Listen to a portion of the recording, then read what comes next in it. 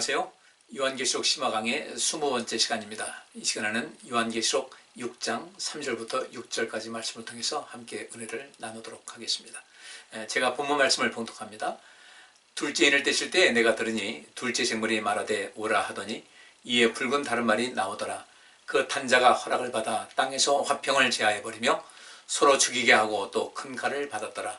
셋째 인을 떼실 때 내가 들으니 셋째 생물이 말하되 오라 하기로 내가 보니 검은 말이 나오는데 그 탄자가 손에 저울을 가졌더라. 내가 네 생물 사이로서 나는 듯하는 음성을 들으니 가로되 한 데나리온의 밀 한 대요 한 데나리온의 보리 속되로다. 또 감람이와 포도주는 해치 말라 하더라. 아멘. 이번 시간 주제는 둘째 인과 셋째 인을 떼었을 때라 그렇게 제가 잡아봤습니다. 먼저 우리 앞에 이제 1절과 2절 보면은 흰 말이 나오는 장면이 나오죠. 제가 보겠습니다. 내가 보매 어린 양이 7인 중에 하나를 떼시는 그때에 내가 들으니 네 생물 중에 하나가 우레가 소리같이 말하되 오라 하기로 내가 이에 보니 흰 말이 있는데 그 탄자가 활을 가졌고 면류관을 받고 나가서 이기고 또 이기려고 하더라. 아멘. 제가 지난주에 말씀드린 대로 이 첫 번째 인을 띄었을 때 이제 흰말 그리고 흰말을 탄 자가 나오게 되거든요. 이제 이후로 보면 이제 재앙에 대한 이야기가 나오는데 주께서 우리에게 주신 말씀 재앙 이전에 우리가 주 안에서 그리스도 안에서 승리하는 그런 삶의 모습이 나오고 있습니다. 그러면 왜 그런가? 사실 모든 글을 쓸 때 제일 중요한 부분은 앞부분에 나오게 되는 거죠. 이제 둘째인, 셋째인, 넷째인 이걸 쭉 나갈 때 어떤 재앙에 대한 이야기가 나오는데 첫 번째 나오는 것은 그 그리스도인들 주 안에서 승리할 것이라는 것을 말씀을 하고 있는 것이거든요. 그만큼 우리에게 하나님께서 주시고자 하는 모든 메시지는 우리에게 생명을 주고 생명력을 주고 승리하는 삶을 허락해 주신다. 근데 그렇게 그 자리에 들어가지 못할 때 여러 가지 재앙에 빠질 수 있다는 이 말씀을 주시는 것이죠. 그리고 이제 3절과 4절 보면은 이제 둘째 인을 떼실 때의 이 모습이 기록이 되고 있습니다. 둘째 인을 떼실 때 내가 들으니 둘째 생물이 말하되 오라 하더니 이에 붉은 다른 말이 나오더라. 그 탄자가 허락을 받아 땅에서 화평을 제하여 버리며 서로 죽이게 하고 또 큰 칼을 받았더라. 이렇게 말씀하고 있습니다. 근데 여기 둘째 인을 떼실 때 둘째 생물이 말하되 오라 이렇게 외치고 있어요. 그러고 나서 바로 이제 붉은 다른 말이 나오게 되는데 이 둘째 생물이 어떤 것인가? 요한계시록 4장 6절부터 7절 보면 그 네 생물에 대해서 나오고 있는데요. 보좌 앞에 수정과 같은 유리바다가 있고 보좌 가운데와 보좌 주위에 네 생물이 있는데 앞뒤에 눈이 가득하더라. 그 첫째 생물은 사자 같고 둘째 생물은 송아지 같고 이렇게 말씀하고 있어요. 여기서 이제 둘째 생물이 나오는데 송아지 같다라는 이 의미가 무엇인가 보게 되면요. 송아지는 구약시대 이제 그 제사 드리는 그 당시입니다. 이제 희생제물의 상징이고 또 피로 얼룩진 것 같은 이 장면과 어울린다. 그러니까 화평을 제하여 버리고 뭐 서로 죽이게 하고 이런 말씀이 나오지 않습니까? 그러니까 이 송아지 둘째 생물이 송아지 같다고 할 때 이 본문 말씀과 여기 3절과 4절 말씀이 아주 잘 매치가 되고 있어요. 그래서 송아지는 희생제물의 상징이다. 그 다음에 그 뒤에 피로 얼룩진 것 같은 이 장면, 화평을 제하여버리고 서로 죽이게 하고 또 큰 칼을 받았더라. 이 매치가 되는 것이죠. 여기서 이제 말씀하고 있는 것은 왜 화평을 제하여버리는가? 하나님께서 이 세상을 화평을 주시고자 하는 그런 것이죠. 우리 예수님 보낸 것도 마찬가지고요. 하나님께서는 어쨌든 이 세상을 구원하시고자 하는 그런 뜻이 있는데, 근데 이렇게 하나님께서 이 세상을 구원하고자 하는 모든 뜻을 이루셨고, 또 이스라엘 백성들, 또 지금 말하면 우리 하나님 믿는 모든 백성들에게는 이 세상에 생명과 생명력을 주는 그런 모든 그 사명을 주셨죠. 우리는 그리스도에게로부터 왕권과 이제 제사장권을 받는 이런 삶이 이어지는 것인데, 이제 내가 지금 예수 안에 있다고 하는 그런 사람들도 이 복음을 거절하고 그 믿음에서 벗어난 사람들, 이들에게 더 이상 화평은 없다는 거죠. 더욱이 이제 이 세상 사람들도 하나님을 알지 못하고 하나님을 또 믿으려고 하지 않고 하나님을 거역하는 이런 사람들에게는 겉으로 볼 땐 지금 봐서 화평함이 있고 모든 것이 만족함이 있는 것 같지만 이제 어느 때인가는 하나님께서 그 화평을 제하여 버릴 때가 온다는 것을 말씀을 하고 있어요. 화평이 제해버리니까 어떻게 되겠습니까? 뭐 서로 다투고 싸우고 뭐 죽이고 하는 이런 일은 자연적으로 나타나게 되는 것이죠. 그래서 땅에서 화평을 제해버려 서로 죽이게 한다. 또 큰 칼을 받았다. 계속해서 그런 재앙이 임할 것을 여기서 말씀을 하고 있는 것입니다. 여기서 이제 그 붉은 말이라는 것에 대해서 다른 성경을 한번 좀 비교해 볼게요. 이사야서 63장 1절부터 6절까지 보니까 에돔에서 오며 홍의를 입고 보스라에서 오는 자가 누구뇨? 그 화려한 의복 큰 능력으로 걷는 자가 누구뇨? 그는 내니 의를 말하는 자요 구원하기에 능한 자니라. 어찌하여 네 의복이 붉으며 네 옷이 포도즙 틀을 밟는 자 같으뇨? 만민 중에 나와 함께한 자가 없이 내가 홀로 포도즙 틀을 밟았는데 내가 노함을 인하여 무리를 밟았고 분함을 인하여 짓밟았으므로 그들의 선열이 내 옷에 튀어 내 의복을 다 더럽혔다. 이렇게 말씀하고 있습니다. 그러니까 여기 이 에돔에서 오며 홍의를 입고 보스라에서 오는 자가 누구냐? 에돔을 심판하시는 거죠. 심판하시고 오는데 그분이 홍의를 입었다 그랬어요. 근데 이 홍의는 물론 색깔 자체가 붉은 옷이라고 할 수가 있겠지만 뒤에 있는 말씀은 또 그런 의미보다는 2절 보니까 어찌하여 내 의복이 붉으며 내 옷이 포도즙 틀을 밟는 자 같은가. 또 3절에 만민 중에 나와 함께한 자가 없이 내가 홀로 포도즙 틀을 밟았는데 내가 노함을 인하여 무리를 밟았고 분함을 인하여 짓밟았으므로 그들의 선혈이 내 옷에 튀었다 그랬어요. 그러니까 이 속에서 이 에돔 또 이 보스라는 이 에돔의 수도가 보스라인데 그리스도께서 또 우리 하나님께서 심판하시는 모든 과정 속에서 그 하나님의 분노가 임한다는 거죠. 하나님의 분노, 하나님의 진노. 그 6절 말씀에 내가 노함을 인하여 만민을 밟았으며 내가 분함을 인하여 그들을 취케하고 그들의 선혈로 땅에 쏟아지게 하였느니라. 하나님께서는 이 세상에 참 많은 것을 주셨잖아요. 그럼에도 불구하고 하나님을 따르지 않는 사람들, 하나님을 반역하는 사람들, 이런 사람들, 특별히 하나님 믿는다고 하면서도 여전히 세상적인 것에 푹 빠져서 겉모양만 신앙이지 실제로 그 속에는 믿음이 없는 이런 사람들, 결국 그들에게 하나님의 심판이 임할 것이라는 것을 말씀하고 있습니다. 우리도 이 말씀을 살피면서 그리스도인으로서 우리가 해야 될 일이 무엇인가? 예수님께서는 우리를 위해서 십자가에 지시고 또 모든 피를 다 쏟으셨어요. 그리고 피값으로 우리를 사셨다.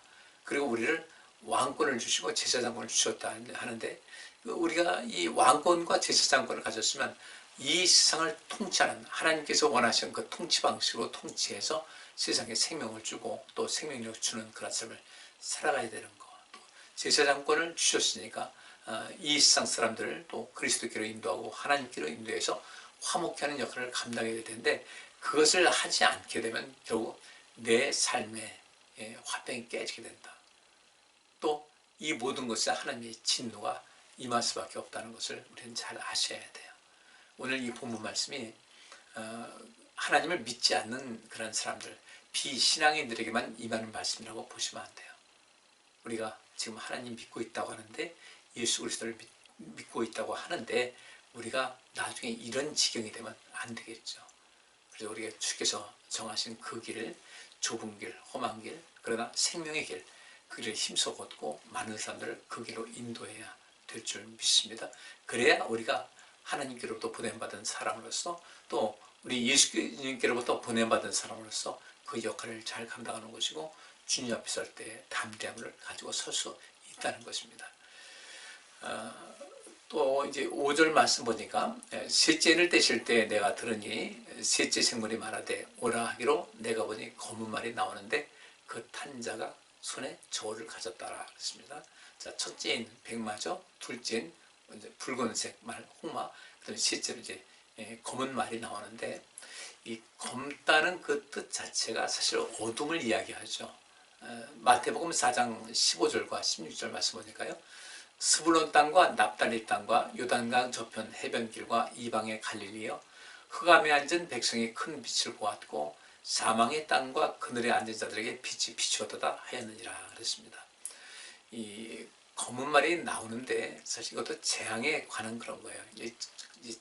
어둠이 어둠의 재앙, 이스라엘 백성들 애굽에서 나올 때 애굽에 내린 그 흑암의 재앙이 있었듯이 그 재앙이, 그와 유사한 재앙이 오게 된다는 겁니다. 그러면 흑암의 재앙이 왔을 때 어떤 일이 있겠어요? 우리가 볼 때 어둠이 있다. 식물이 자랄 수가 없죠. 식물이 자랄 수가 없으니까 어떻게 되겠습니까? 먹을 것이 부족하겠죠.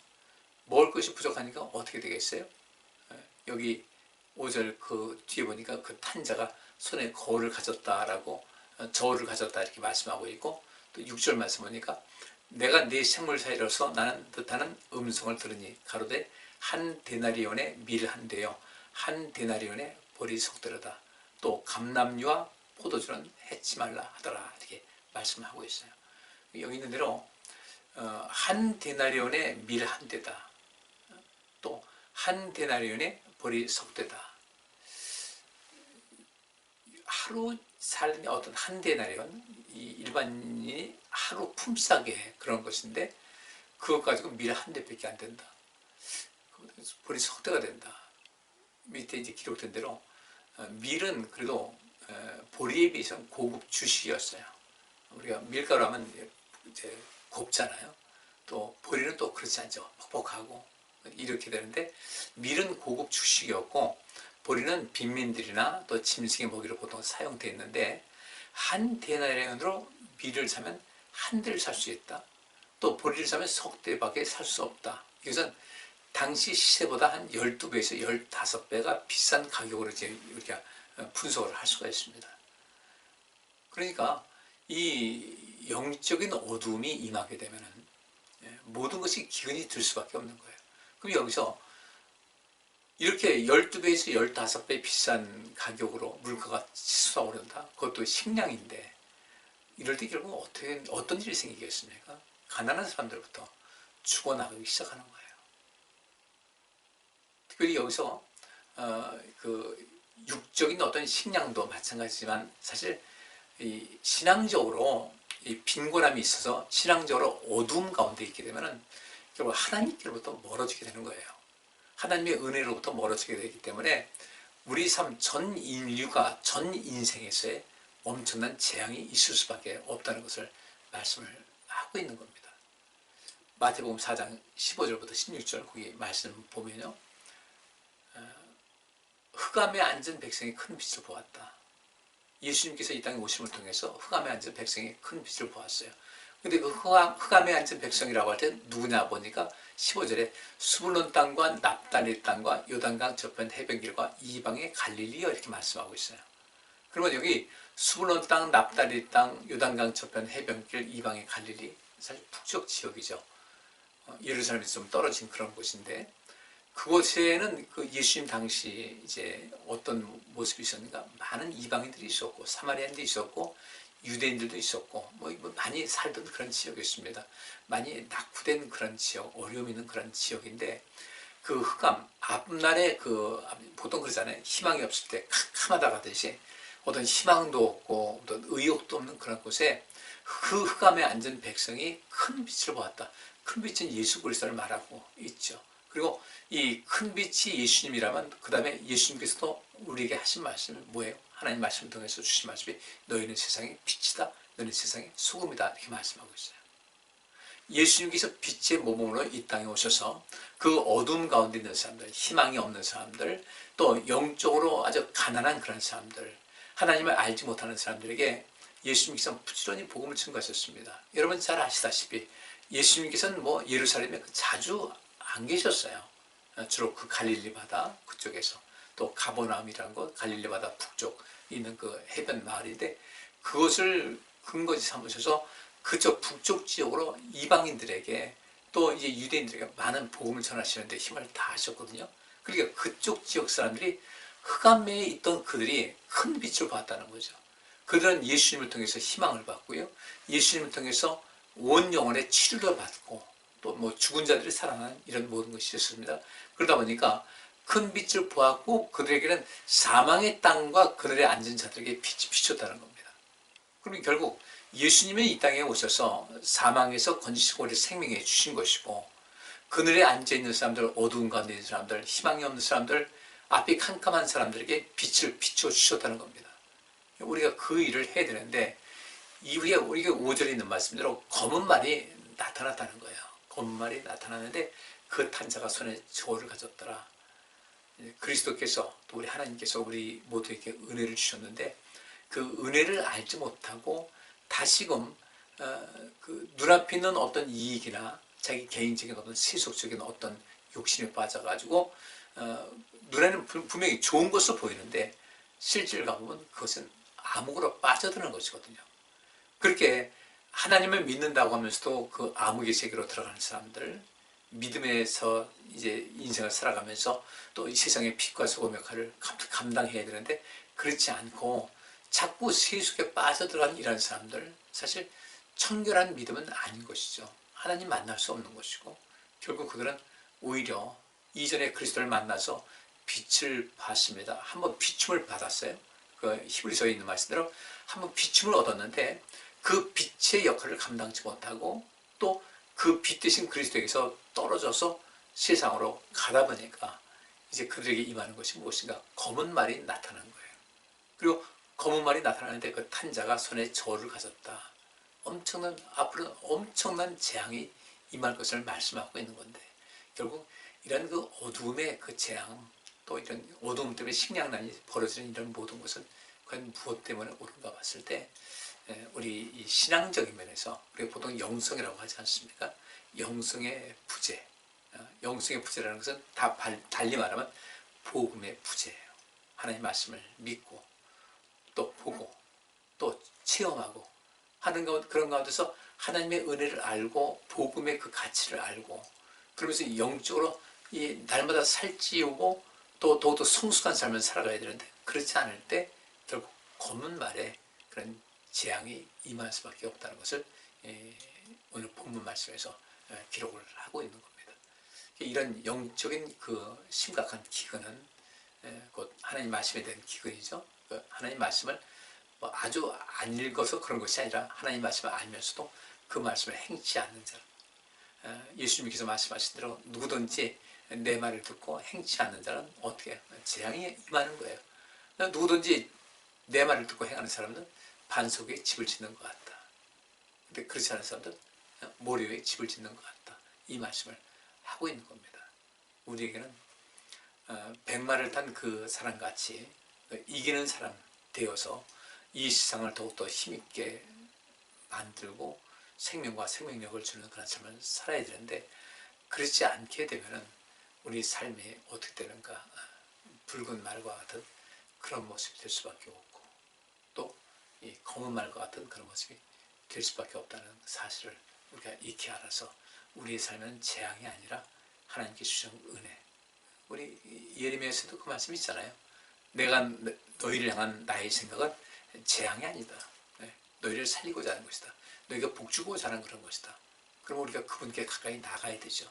그분께 가까이 나가게 되면 붉은 말, 뭐 검은 말, 뒤에도 이제 또 청록색 말이 나오는데 그런 것과 상관없는 그런 삶을 살아갈 수 있음을 말씀을 하고 있습니다.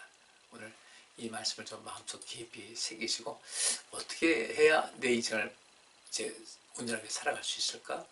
근데 특별히 이 검은 말에서 이제 식량난이 이제 벌어지게 되면 어떤 일이 있을까 보게 되면 예레미야서 26장 26절부터 29절에 이런 말씀이 기록되고 있어요. 내가 너희 의뢰하는 양식을 끊을 때에 열 여인이 한 화덕에서 너희 떡을 구워 저울에 달아주리니 너희가 먹어도 배부르지 아니하리라. 그 검은 말 탄 자가 저울을 갖고 있었다는 것도 이게 마찬가지인 거예요.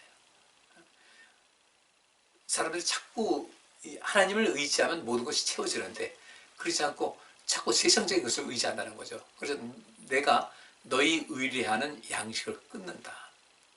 끊어버리겠다는 거예요. 그렇게 할 때는 그 성경 역사가 그렇게 계속해서 말씀하고 있고 이러면 열 여인이 한 화덕에서 너희 떡을 구워 저울에 달아준다. 조금밖에 없는 것을 한 개에 나누다 보니까 저울에 달아서 이렇게 먹는데 배가 부르겠어요. 그리고 너희가 먹어도 배부르지 않게 될 것이다. 그러면서 27절에 너희가 이같이 될지라도 내게 청정치 아니하고 내게 대항할진대 내가 진노로 너희에게 대항하되 너희 죄를 인하여 7배나 더 칭칙하리니 너희가 아들의 고기를 먹을 것이요 딸의 고기를 먹을 것이며. 인육을 먹는 이런 일이 역사적으로 많이 있었거든요. 이걸 우리가 좀 깊이 좀 새기고 어떻게 해서 이런 그런 어려운 상황이 됐을까? 결국 하나님 떠나니까 그런 모든 문제가 나타나는 것인데 우리는 절대 그런 일 없이 하나님의 은혜 안에서 안전하고 또 생명사역 열심히 감당해서 주님께로부터 이 땅에서도 주님의 나라에서도 상급받고 칭찬받고 영광된 삶을 사는 우리 모두가 되어야 할 줄 믿습니다. 백만은 우리가 그런 모든 것을 받아들여야 되지만 붉은 말 또 고운 말 우리가 아니오라고 단호하게 거절하고 그런 것이 내 삶 속에 적용되지 않도록 해야 되겠죠. 또 그런 재앙을 받는 사람들이 세상에서 점점 줄어들 수 있도록 열심히 복음을 전하고 또 그리스도의 보내심 받은 사람으로서 삶을 온전하게 살아가야 될 줄 믿습니다. 기도합니다. 주님, 저희들 삶을 잘 기억하게 해주셔서 결국 이 세상을 살리고자 예수님 오셨고 예수님은 또 아버지께로부터 보냄받은 것 같이 우리를 이 세상에 보내시면서 이 세상을 살릴 것을 말씀하셨습니다. 그 복음에 접하지 않는 사람들, 그들은 재앙을 당할 수밖에 없는 것인데 먼저 우리가 승리의 삶을 살게 하여 주셔서 세상을 구원하기에 부족함이 없는 이 모습으로 인생을 살게 하여 주옵시고 그래서 주님께 충성을 다하고 우리의 본분을 잘 감당할 수 있도록 역사하여 주옵소서. 힘있게 이 세상에 생명과 생명력을 심어주는 저희의 삶이 되게 하여 주옵소서. 예수 그리스도 이름으로 기도하옵나이다. 아멘. 오늘 여기까지 하겠습니다. 감사합니다.